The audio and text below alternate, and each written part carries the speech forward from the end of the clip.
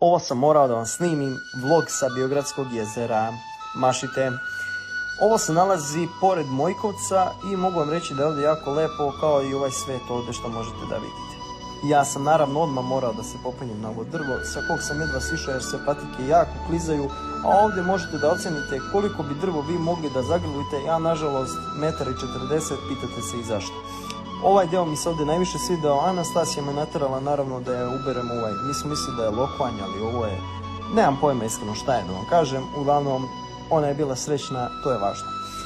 Ovdje možete da vidite i pročitate sa strane sve moguće priče, kao i da vam kažem da nemojte da jedete ništa evo, sa strane, a što se tiče same vode, voda je toliko hladna da su mi se noge smrzle.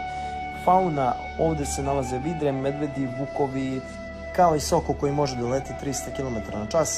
Malo su neke strane jezera presušile, nažalost, pa zato nismo htjeli da idemo čamcom da obiđemo celo, a naravno tu su se nalazili i neki Turčini koji su se valjali blato, ali bože moj, sve za ljude.